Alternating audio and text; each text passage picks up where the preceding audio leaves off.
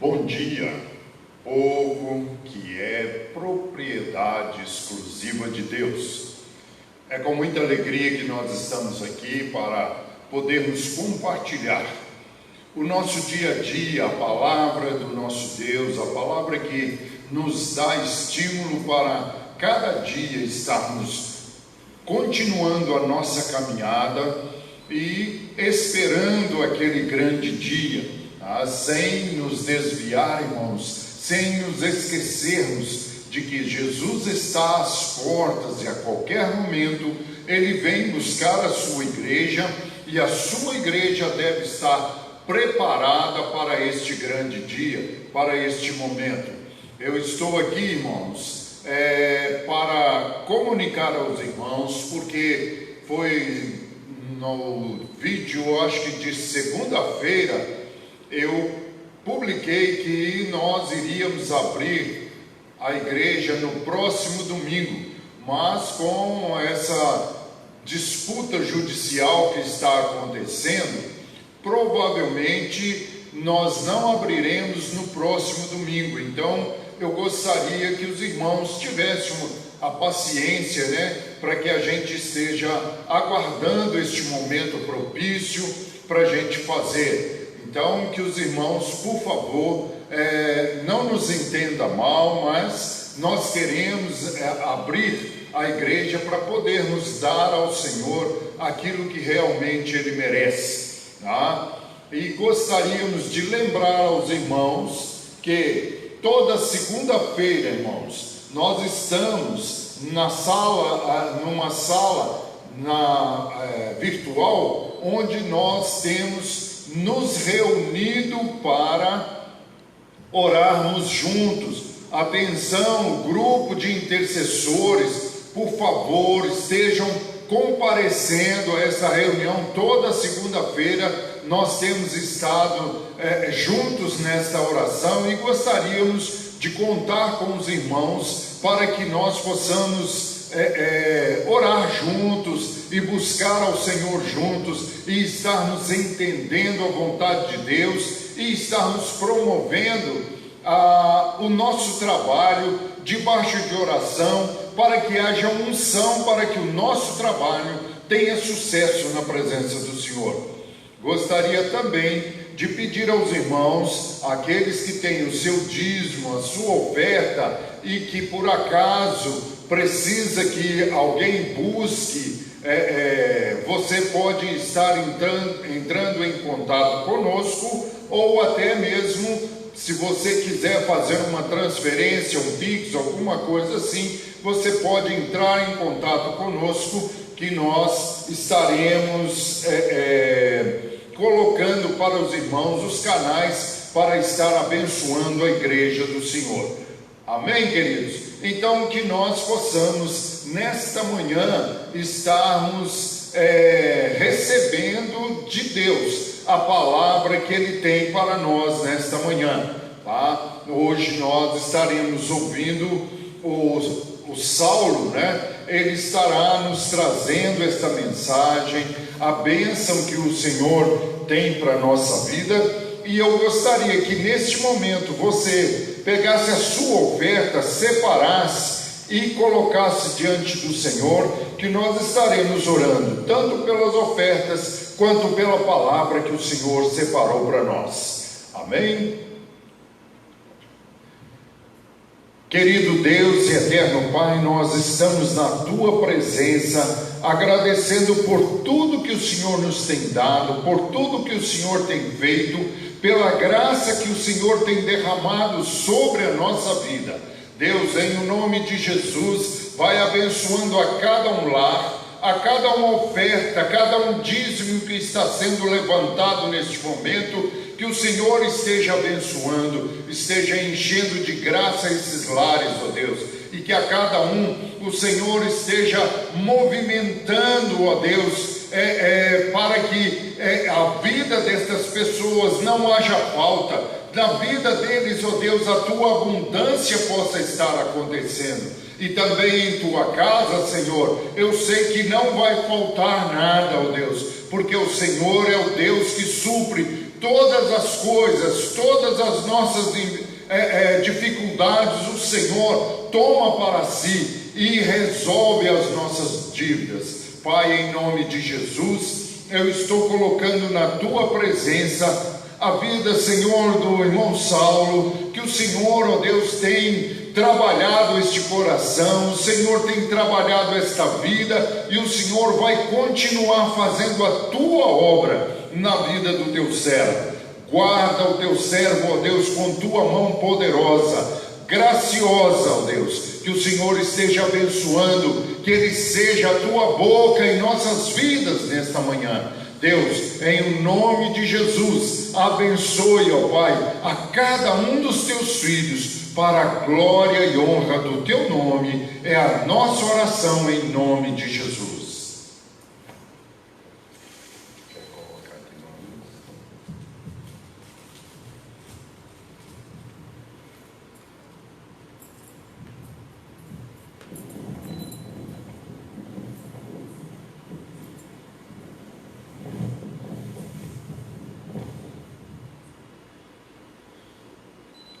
Colocando a touquinha de tomar banho aqui, né? Parece a touquinha de tomar banho. Bom dia, meus irmãos. A paz do Senhor, tudo bem com vocês? Tudo tranquilo aí, você em sua casa, nós aqui na Igreja do Senhor, ainda um pouco distante, né?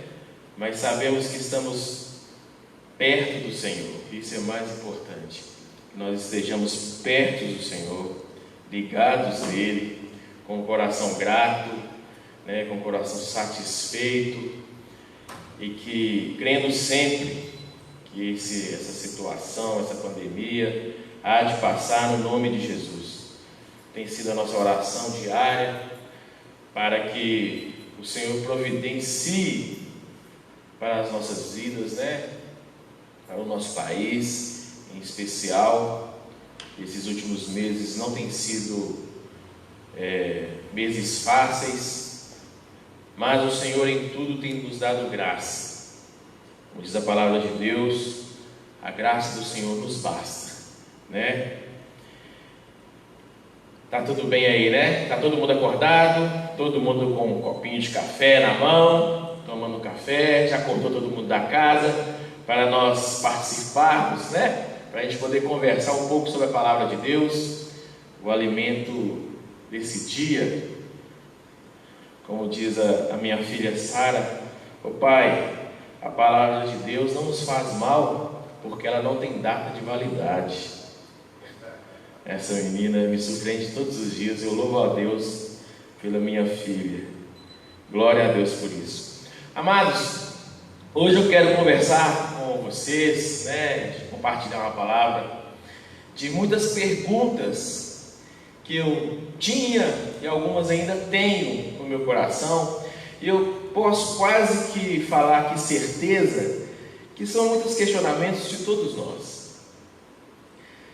E por muitas vezes nós falamos assim: não, decidir por Jesus não é uma tarefa muito fácil. Não é fácil. Nós não devemos nos enganar. Não é fácil, não é fácil. Mas temos a certeza que Ele está conosco, Ele nos ajuda em tudo. Mas sabemos que não é fácil. Isso é uma realidade. E quando nós decidimos seguir a Cristo, decidimos a ser servos dele, nos arrependemos dos nossos pecados, decidimos ter uma caminhada cristã, pelo menos comigo foi dessa maneira. À medida que eu me aproximava de Deus, à medida que eu ia aprendendo sobre a vontade de Deus em minha vida, muitas perguntas vieram a mim, né? E uma das perguntas era sobre a volta de Cristo. Quando Ele levará a sua igreja para si. É algo que todos nós pensamos, almejamos e desejamos, claramente desejamos isso. O momento em que o Senhor virá com toda a sua glória e recolherá a sua igreja. Isso é o que nos move, é isso que move o cristão, a expectativa de Jesus nos levar para o seu reino e reinarmos com Ele pela eternidade. É isso que nos move. Mas as perguntas que passavam pela minha mente era: será que eu desejo mesmo a volta de Cristo? Será que eu desejo ardentemente que Jesus volte? É uma pergunta que parece até simples de responder. Claro que eu desejo, mas eu quero convidá-los a pensar nessa pergunta de uma maneira quase que racional mesmo. Desejo mesmo? Eu estou disposto a saber que Cristo vai me levar e os meus planos que eu fiz não vão ser concretizados, os planos dessa terra? Talvez para uma pessoa mais idosa seja até mais fácil responder: eu já vivi muita coisa, eu já tive meus filhos já cresceram, eu tenho meus netos, eu já fui satisfeito profissionalmente, tudo que eu quero agora é que Jesus volte, tudo que eu quero agora é reinar com Cristo. Afinal, foi por isso que eu decidi por Ele. Além dele ter me salvado da morte, além de ele ter me salvado da condenação eterna, Ele ainda me deu um reino eterno de amor, de glória para poder viver. É isso que eu espero. Mas será que não passa na mente dessa pessoa idosa: meus netos ainda vão viver muitas coisas, eu desejo tanto vê-los ser satisfeitos profissionalmente, ver os meus netos, assentá-los no colo, contar lindas histórias e experiências da minha vida. Jesus voltando, eu não vou poder viver isso. Será que essa pessoa não pensa isso? Talvez sim, talvez sim. E isso são coisas lícitas, coisas boas. Desejar essas coisas é muito bom. E isso faz muito bem, porque isso gera vida, saúde, energia para essas pessoas. Um jovem adulto, casado, com filhos pequenos que ainda vão estar galgando o seu lugar na sociedade, ele tem muitos planos profissionais, pessoais. Talvez ele ainda quer alcançar o ápice da sua carreira, e esses planos ainda são planos para 5, 10, 15, 20 anos, e ele quer muito conquistar, quer muito realizar esses sonhos. Será que ele deseja que esses sonhos sejam interrompidos pela volta de Cristo, e para ele reinar neste reino, ele tenha que falar: não vale a pena eu realizar esses sonhos, eu quero estar com meu Senhor? Ou então ele deseja: não, Jesus, espera só mais um pouquinho, deixa só ver os meus filhos passarem no vestibular, terem esse gostinho que eu já tive um dia de estar numa universidade, produzindo conhecimento, contribuindo de qualquer forma. Um jovem adolescente que sonha muitas coisas, sonha em construir uma família, sonha em ter uma carreira profissional de excelência, que sonha em ser bem relevante no meio que ele vive, conquistar muitas coisas, e que todos esses sonhos e desejos sejam paralisados pela volta do Senhor. Será que deseja a volta de Cristo ardentemente, sabendo que esses sonhos não serão concretizados? são perguntas que eu tenho certeza que pairam nas nossas mentes às vezes.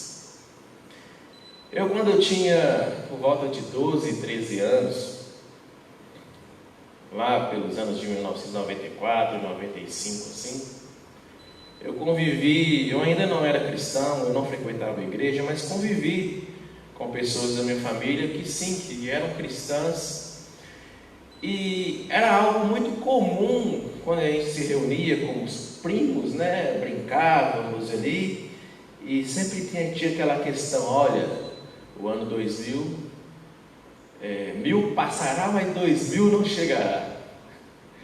Aquilo me causava um temor muito grande, porque eu tinha sonhos. Eu tinha 3 sonhos naquela idade.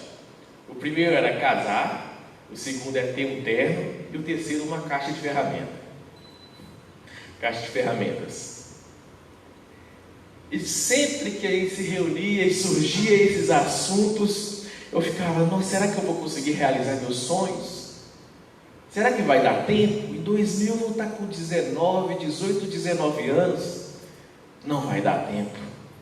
E aquilo me entristecia, porque, nossa, o mundo vai acabar, né? A palavra é essa. O mundo vai acabar no ano 2000 e eu não vou viver essas coisas. Era mais um medo, né? E são situações até pertinentes para nós. Os sonhos fazem parte, né, da vida que a gente escolhe. Mas a vida que a gente escolhe em Cristo é uma vida diferenciada. É uma vida que tem um início na cruz.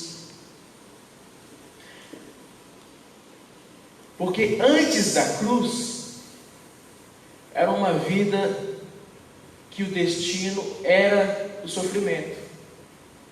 Era padecer em meio a esses sonhos que são dessa terra, mas sem uma expectativa. A expectativa era realizar esses sonhos e buscar a felicidade nisso, buscar a satisfação própria nisso. Mas após a vitória de Jesus Cristo na cruz, a expectativa é outra. A expectativa é estar diante do trono de Deus, diante de um reino no qual nós faremos parte pela eternidade. E essa expectativa é que brota e faz com que pensemos e vivemos e venhamos a entender que os sonhos dessa terra, eles não podem se comparar à realidade do reino de Deus.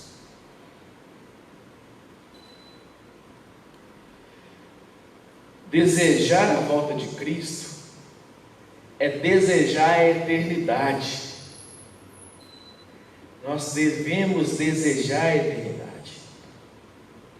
É desejar a eternidade de tudo aquilo que lutamos. A partir do momento que encontramos a Jesus, nos colocamos aos pés dele, desejar a eternidade é desejar a vitória sobre tudo. É desejar enxergar o trono de Deus. Me lembro aqui de Estevão, quando ele foi apedrejado. Antes dele ser apedrejado, naquele momento que ele era julgado, e ele deu aquele lindo discurso, ali descrito em Atos capítulo 7, ele falou que ele via os céus abertos, e o Filho do Homem ao lado da mão direita de Deus. Amado, isso é maravilhoso. Aquele homem estava a ponto de ser morto, e o que ele via era o trono de Deus. Quando nós nos entregamos a Jesus, esse deve ser o nosso desejo: ver o trono de Deus, ver o Senhor, enxergar os céus abertos, caminhar nessa direção.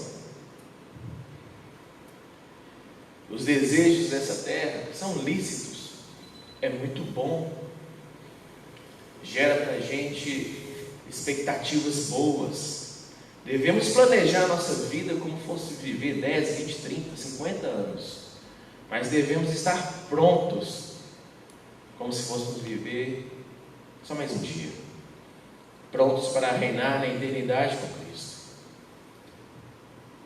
Eu quero convidar vocês a abrir as suas Bíblias em Lucas capítulo 14, no versículo 25.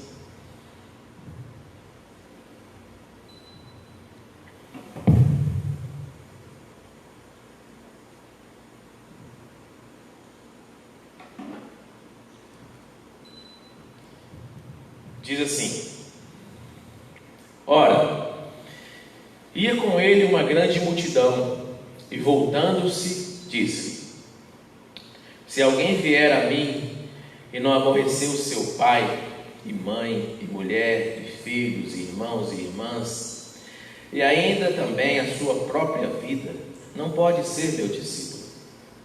E qualquer que não levar a sua cruz e não vier após mim, não pode ser meu discípulo. Pois qual de vós, querendo edificar uma torre, não se assenta primeiro a fazer contas de gastos, para ver se tem com que acabar? Para que não aconteça que, depois de haver posto o alicerce, e não a podendo acabar, todos que virem comecem a escarnecer dele, dizendo: este homem começou a edificar, não pôde acabar.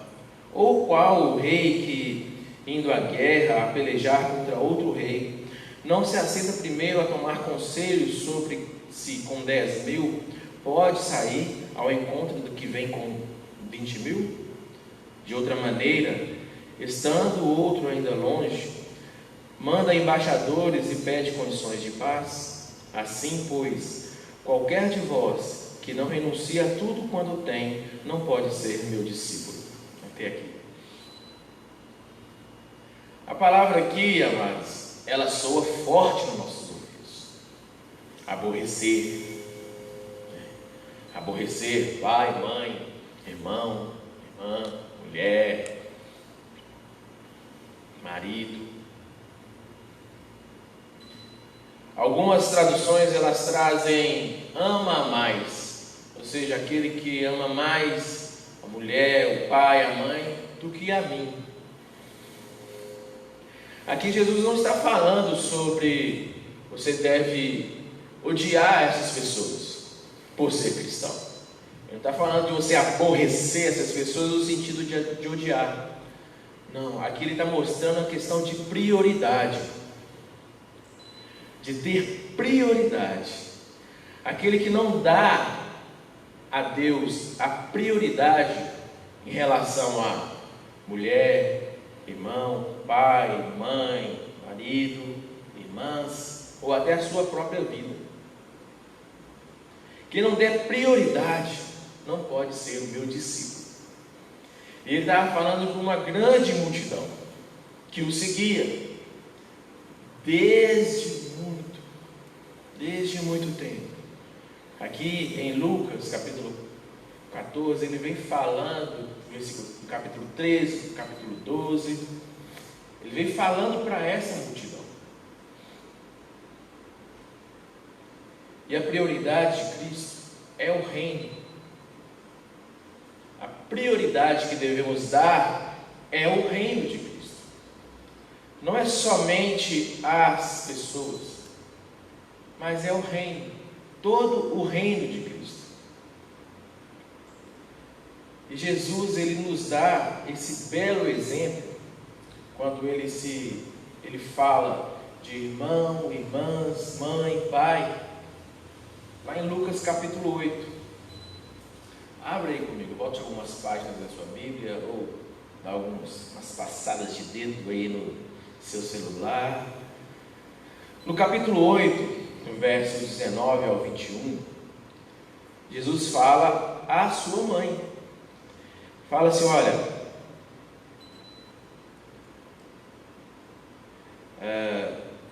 e foram ter com ele sua mãe e seus irmãos, e não podiam aproximar-se dele por causa da multidão. E foi-lhe dito então lá fora: tua mãe e teus irmãos querem ver-te. Mas respondendo ele disse: minha mãe e meus irmãos são aqueles que ouvem a palavra de Deus e a executam. Parecia que Jesus estava brigando, né? Que isso, Jesus? Sua mãe, seus irmãos. Não, ele não estava negando a sua mãe e os seus irmãos. Não, ele estava falando que a prioridade era o reino. E aquilo que ele estava fazendo era a favor do reino. E que aqueles que estavam ao redor dele, ouvindo a palavra e praticando a palavra, eram prioridade para ele. Esse é o detalhe. Eles ouviam e praticavam a palavra. Esses eram os discípulos de Jesus. Esses podem ser os discípulos de Jesus, os que ouvem e praticam a palavra. Ele ainda fala nesse mesmo versículo, no 26, da sua própria vida. Aquele que aborrecer, que vir após mim e não aborrecer pai, irmão, mãe, irmão, irmã, e a sua própria vida, não pode ser o meu discípulo. E Jesus nos deu esse exemplo. Ele não se apegou à sua própria vida. Ele deu a sua vida a favor de nós. E ele nos ensinou isso. Não somente a sua vida. Ele se esvaziou de tudo aquilo que ele era. Ele se esvaziou de como Deus. Se livrou da sua natureza divina. Ele se fez como homem, como eu e você. E não só como homem, como eu e você, mas ele se fez como um homem de dores, humilde. Ele se esvaziou, ele não amou a sua própria vida, porque ele queria que a vida de Deus estivesse em nós. Então Jesus, ele não ama a sua própria vida a favor de muitas pessoas, a favor do reino. Então ele não falou essa questão somente para pressionar. Não. Ele estava nos ensinando aquilo que nos esperava. O que nos espera, amados? É um reino no qual o Senhor preparou para nós. Nos ensina a ser mais empáticos, sabe? A atitude de Jesus nos ensina a nos importar mais com outras pessoas, ser mais pertencente a esse reino que Ele propõe para nós, do que a nossas próprias individualidades. O reino de Cristo não é um reino individual, é um reino de comunhão, é um reino onde muitas pessoas se servem, e Ele serve a todos, e nós, como servos, o adoramos. Já no versículo 27, ele fala assim, olha: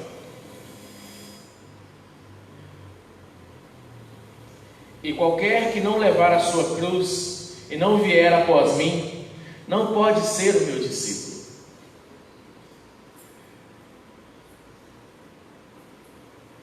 Tomar a cruz não significa carregar um problema, né? Como é costumeiro no dito popular, né? Essa é a minha cruz, ou seja, o meu problema, a minha dificuldade. Essa é o problema que eu carrego, é a minha cruz. Não é isso. Jesus não está falando disso. A cruz não é o problema, pelo contrário, a cruz é a solução. A cruz é onde começa a solução.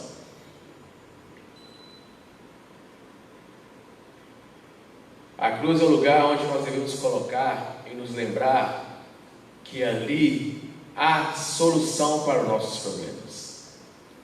Carregar a nossa cruz é saber que Jesus é Ele que resolve nossos problemas. Carregar a cruz é aceitar aquilo que Jesus tem para nós e saber que as minhas dificuldades Ele levou naquela cruz. E ela nos ensina sobre renúncias. A cruz nos ensina sobre renúncia, sobre renunciar à minha vontade, o meu querer, o meu desejo, a favor de algo muito maior, a favor de uma vontade que é eterna. É disso que Jesus está falando. Aquele que não carregar, tomar a sua cruz todos os dias, não pode ser meu discípulo. Aquele que não renunciar às suas vontades todos os dias, não pode ser meu discípulo. Aquele que não colocar as suas vontades em mim, Jesus falando, não pode ser o meu discípulo. A cruz, ela exige de nós renúncias a serem feitas. E Jesus, Ele sempre nos ensina dessa maneira, com práticas. Capítulo 4 do próprio livro de Lucas fala da tentação de Jesus. Jesus, após ser batizado, Ele foi levado pelo Espírito Santo ao deserto. E cabe um parêntese aí, em que, como os ditos populares, também ele tem os ditos populares da igreja. Os ditos populares da igreja falam que eu estou passando um deserto, mas não fala isso não. O deserto é lugar de tentação, é lugar onde você é tentado o tempo todo, e Deus não tenta ninguém, quem tenta é o diabo. Jesus foi levado ao deserto pelo Espírito Santo. Ele não foi colar. O Espírito Santo levou ele para lá. E lá o diabo começou a tentar a Jesus com coisas que, se fosse comigo e com você, ficaríamos muito balançados. Ele tentou Jesus com poder, com riquezas, com poder do reino, com prestígio, tudo aquilo que nós buscamos nessa terra. Mas Cristo não aceitou nenhuma daquelas ofertas. Cristo não aceitou nada daquilo que Satanás ofereceu a Ele. Ele rejeitou os valores do mundo, porque Ele sabia o porquê dele estar na terra. Ele sabia o porquê. Ele sabia qual atitude ele devia tomar. Satanás, ele mostrou a glória dos reinos e falou: eu te dou tudo isso. Jesus rejeitou. Satanás mostrou todo o poder de Jesus. Jesus rejeitou. São coisas em que nós buscamos, nos desgastamos, queremos ter poder, queremos ter riquezas, queremos ter prestígio, queremos ser vistos, queremos enfatizar a realeza que há em nós. É mais do que isso, nós precisamos enfatizar o reino que nos foi proposto. Ainda mais Jesus, logo em seguida, que ele vai para a sua terra natal. Ele vai até Nazaré. E lá ele começa a pregar, lá ele começa a falar daquilo que o Senhor tinha dado a ele como missão. E ali eles procuram matar Jesus.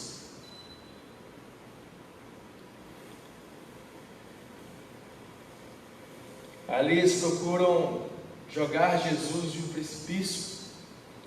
No versículo 28 do capítulo 4 de Lucas, fala, olha, e todos na sinagoga, ouvindo essas coisas, se encheram de ira, e levantando-se, o expulsaram da cidade, e levaram até o cume do monte, em que a cidade dele estava edificada, para dali o precipitarem. Ele, porém, passando pelo meio deles, retirou-se. Jesus estava no meio da sua parentela, e ele saiu dali. Jesus acabou rejeitando a sua família. Ele renuncia à sua família. Ele não rejeitou, ele renunciou à sua família. Assim entendemos que a decisão por Cristo é muito séria. Séria mesmo. E ele propõe duas parábolas. A seguir no texto aqui, Jesus propõe duas parábolas a respeito dessa decisão. A primeira parábola fala, versículo 30. Não, desculpem. Versículo 28. Pois qual de vós, querendo edificar uma torre, não se assenta primeiro a fazer as contas dos gastos, para ver se tem com que acabar? Para que não aconteça que depois de haver posto os alicerces, e não a podendo acabar, todos os que virem comecem a escarnecer dele. Jesus propõe essa parábola para indicar que a vida cristã, ela não é decidida nas emoções. Ela não é decidida de maneira rápida. Ela não é decidida de maneira obscurecida. E isso nos ensina bastante no quanto a falar de Jesus, no quanto a apresentar o cristianismo para as pessoas. Por muitas vezes nós apresentamos um cristianismo de facilidades, de prosperidades, de tudo aquilo que as pessoas gostam de ouvir. Mas esquecemos que o cristianismo começa com um passo. E esse primeiro passo é o arrependimento. É a parte mais dura, é a parte mais difícil, é onde a gente começa o arrependimento. É negar a si mesmo. É dizer que tudo aquilo que fazíamos estava errado e que agora precisamos tomar uma outra direção em nossas vidas. Daí a necessidade e a eficácia, a eficiência do discipulado humano. Porque se trabalhar com uma pessoa mostrando, ensinando a palavra, a pessoa vai entender que a decisão de seguir a Cristo não é uma tarefa fácil, mas a recompensa é eterna. E que o arrependimento é esse primeiro passo, mas todos os dias esse primeiro passo deve ser dado, porque todos os dias nós pecamos. É como se começássemos uma vida nova todos os dias, porque as misericórdias do Senhor se renovam todos os dias, assim como as misericórdias se renovam todos os dias. O arrependimento também é de todos os dias. O carregar a cruz é todos os dias. O olhar para a cruz é todos os dias. E a expectativa de viver o reino de Deus é de todos os dias. Porque não sabemos o dia nem a hora em que podemos ser levados para esse reino, ou partimos para esse reino. É todos os dias. E ele propõe essa parábola daquela pessoa que vai construir uma torre, e que se ela começa a construir não se prepara, não faz os cálculos, não vê quanto que vai poder gastar, ele começa a construção e no meio do caminho ela para. E todos vão dizer: começou uma obra e não conseguiu terminar. A gente vê muitas pessoas que recebem ao Senhor, começam naquela empolgação, naquela força e perdem o gás rapidamente. É porque foi levado à presença de Deus e aceitou um Jesus que prometia as facilidades do reino. Mas não é assim. A primeira coisa que se ouve na palavra de Deus é: arrependei-vos. Temos que entender em que esse reino nos promete muitas coisas boas. Sim, o Senhor cuida de nós em todas elas. Mas existem aflições, que até nelas o Senhor também nos cuida. Mas existem as aflições. E esse tempo de relacionamento é que Jesus está falando com essa palavra. Lembro muito do nosso pastor Emílio falando que ele passou muito tempo examinando as Escrituras para poder tomar uma decisão. E é dessa maneira mesmo. Examinar as Escrituras.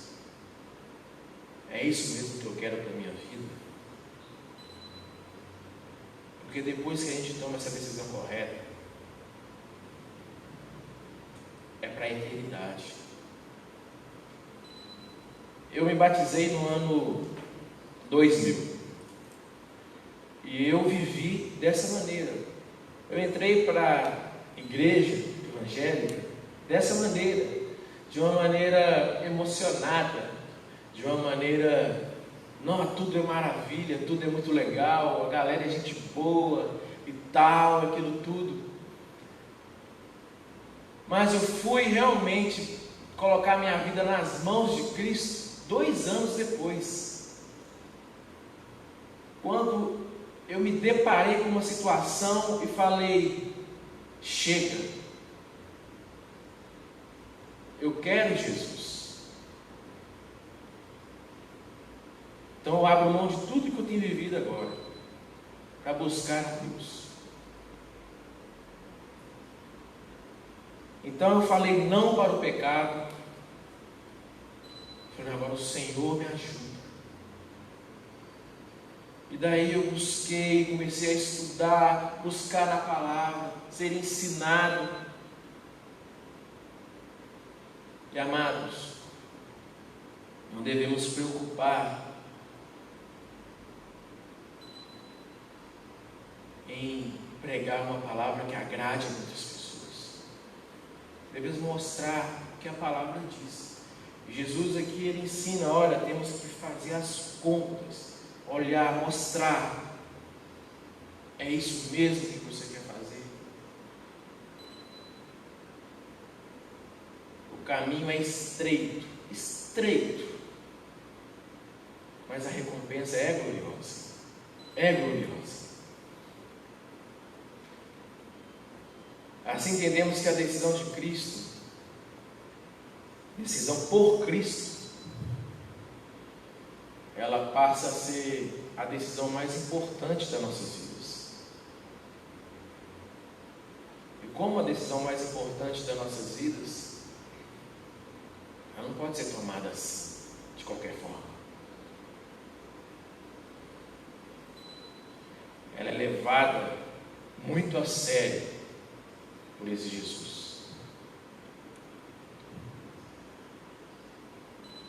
Muitas pessoas têm sofrido por começar essa obra e não conseguir terminá-la. Tem sofrido bastante. Em 1 Pedro, capítulo 2, versículos 6 a 8, fala dessa construção. Quem que sustenta essa construção? Fala assim: olha, por isso também nas Escrituras se contém: eis que ponho em Sião a pedra principal de esquina, eleita e preciosa, e quem nela crer não será confundido. E assim para vós, os que credes, é preciosa, mas para os rebeldes, a pedra que os edificadores reprovaram, essa foi a principal da esquina. É uma pedra de tropeço e rocha de escândalo, para aqueles que tropeçam na palavra, sendo desobedientes, para os que também foram destinados. Essa pedra, ela é preciosa, é a que nos sustenta, mas para os rebeldes e para os desobedientes, ela é pedra de tropeço. Aqueles que são desobedientes à palavra de Deus, essa pedra faz eles caírem, faz eles serem escandalizados. É como esse homem que construiu essa torre e não acabou, foi escandalizado, escarnecido pelas outras pessoas. Ele começou uma obra e não terminou. A segunda parábola segue dizendo assim: ou qual rei que indo à guerra a pelejar contra outro rei, não se assenta primeiro a tomar conselho sobre se com 10.000 pode sair ao encontro do que vem contra ele com 20.000. De outra maneira, estando o outro ainda longe, manda embaixadores e pede condição de paz. Ela fala de prudência, de sermos prudentes, de conhecer as adversidades que nos cercam. Fala-nos pedir conselhos. Aquele que vem com 20.000, ou pede conselhos, que vá a eles e faça um acordo de paz. Ter certeza que naquela luta você pode vencer, ou então você pode se armar, ou você pode ir de uma outra maneira. A vida cristã fala dessa humildade, de ser prudente, de saber aonde você está indo, saber o que você está fazendo, não ser abrupto, não ser ansioso para fazer as coisas. Fala de prudência, de sabedoria.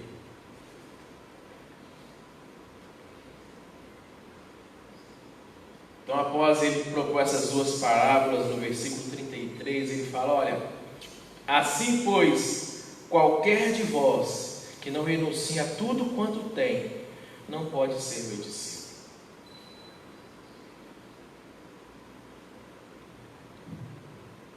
O que nós temos antes de conhecer Jesus? Nós temos a nós mesmos, só isso que temos. Nós temos a nós mesmos, e é o que devemos renunciar, a nós mesmos. A nossa vida tem que ser dele, porque o reino é dele. Como eu vou participar desse reino se eu não for dele? Tem jeito? Tem jeito de eu participar do reino de Cristo se eu não for dele?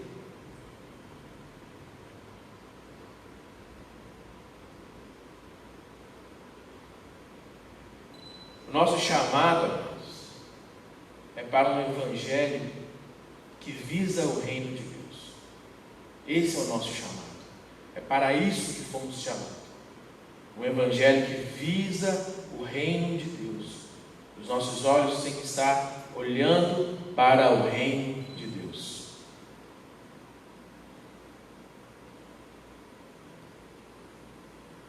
E o primeiro passo é o arrependimento.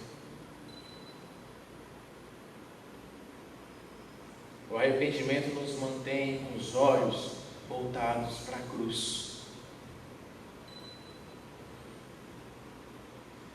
E a cruz nos leva a olhar o trono de Deus. A cruz nos leva a olhar para o trono, para a excelência de Deus. É assim que recebemos a visão do trono de Deus, por meio do arrependimento, por meio da cruz. Nossa, arrependimento, cruz, é difícil, não é fácil, mas o que o Senhor nos propõe é um trono, é a visão do trono, é estar com Ele, e Ele no alto sublime trono, e nós o adorando, o servindo, e nos alegrando sempre.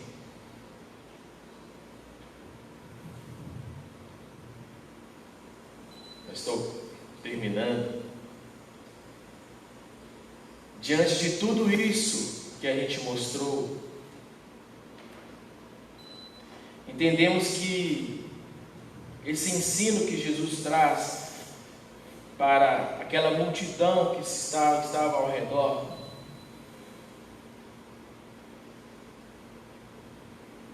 é que para ser discípulo dele, para viver este reino, nós devemos ser dele. Para vivermos o reino de Cristo, nós devemos ser de Cristo. E que não há mal nenhum em pensar em coisas dessa terra, mas desejar o reino de Cristo, desejar que Ele volte, que Ele venha buscar a sua igreja, é desejar muito mais do que desejar as coisas dessa terra. É pensar na volta de Cristo, sem pensar nas coisas que nós vamos deixar de viver nessa terra. É pensar como uma criança que deseja ardentemente conhecer Jesus. Essa semana eu vi uma imagem em que tinha um homem representando a Jesus e uma criança o abraçava e não largava. A criança estava com o pai ou a mãe, não sei, e ela abraçou aquele moço que era um desconhecido, mas ele representava Jesus. E para ela, aquela criança, ele era Jesus. Então ela abraçava forte e não soltava. Não soltava. Desejar o reino de Deus, desejar a volta de Cristo, é desejar muito mais de todos os nossos planos dessa terra. Não é deixar de fazer os planos, não. Devemos fazer planos. Devemos buscar cada dia mais melhorar nessa vida que temos aqui, que nós temos só ela. Mas quando se trata de esperar e almejar a volta de Cristo, a sensação tem que ser muito melhor e muito maior do que todos os nossos planos, projetos, alegrias.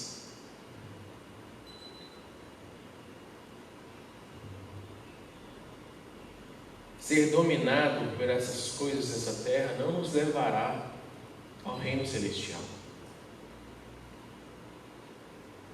Não nos levará ao reino celestial. Mas somente entender que a graça de Deus me basta.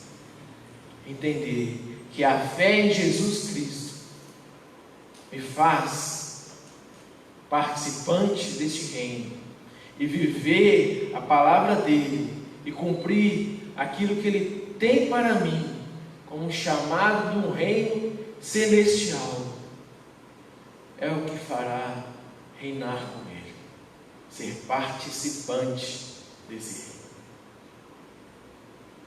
reino. Amém? Eu quero orar com você, pedindo ao Senhor para que tenhamos todos os dias o entendimento do arrependimento, da cruz e do reino celestial de Deus. Senhor, nós te adoramos, Pai. Te bendizemos pela tua graça maravilhosa. Obrigado, Senhor, porque o Senhor é que nos ensina todos os dias. É o Senhor que propõe em nosso coração, Pai, entendemos que somos necessitados do Senhor. Entendemos, ó Pai, que somos muito falhos mas sabemos, ó Deus, que o Senhor tem para nós o perdão, a graça e a misericórdia. Pedimos ao Senhor, Deus, que todos os dias possamos nos arrepender, todos os dias possamos olhar para o Senhor e saber que naquela cruz o Senhor venceu todas as coisas. E por causa disso, Pai, nós somos mais que vencedores, porque o Senhor venceu por nós, a favor de nós. O Senhor não amou a sua própria vida por causa das nossas vidas, ó Pai. O Senhor nos amou primeiro, para que tenhamos, ó Pai, acesso ao reino do Senhor. E Deus, queremos prosseguir e caminhar em direção a esse reino, Deus. Almejar com o coração cheio de alegria a volta do Senhor. Porque será, Deus, a melhor coisa em nossas vidas. É por isso que tomamos a decisão mais importante das nossas vidas, ó Pai, que foi seguir os seus passos, foi aceitar o seu sacrifício, e saber que por causa desse sacrifício é que temos vida, Pai. Obrigado, Jesus. Abençoe cada um, Pai, dos meus irmãos que estão em casa, assistindo, Deus, pelo Instagram, pelo Facebook, pelo YouTube. Deus abençoe cada um deles. Deus abençoe aqui também aqui na igreja. Nós pedimos ao Senhor, cuide de cada um, Deus, com sua mão poderosa e amorosa, Senhor, em nome de Jesus. Amém. Amém, amados. Deus abençoe vocês, em nome de Jesus. Queridos, nós queremos agradecer a atenção de cada um que tem sintonizado-nos nestes dias em que não estamos com os cultos presenciais. Irmãos, eu estava aqui olhando a listagem tanto do Facebook quanto do Instagram. Graças a Deus que essa listagem está crescendo, crescendo bastante. Então os irmãos estejam incentivando outros irmãos a estar acompanhando o culto todas as vezes, todos os domingos pela manhã. Nós estamos aqui para podermos passar aquilo que Deus tem feito nas nossas vidas e passar para vocês. Pense bem na mensagem que você recebeu nessa manhã. Olha, o irmão Saulo nos deu uma chance de nós pensarmos: o que é que nós mais queremos? O reino do mundo ou o reino de Deus? Qual tem sido o reino mais almejado na nossa vida? Então, é para nós pensarmos e meditarmos bem nisso, tá? Eu quero aqui aproveitar e estar mandando um abraço bem grande para a irmã Jordana, que ela está aniversariando hoje. Então, que Deus possa continuar te abençoando e enchendo a sua vida da graça do Senhor, em o nome de Jesus. Meus queridos, que o amor de Deus, a graça salvadora de Jesus e a comunhão do Espírito Santo seja sobre a vida de cada um dos irmãos, em o nome de Jesus. Amém.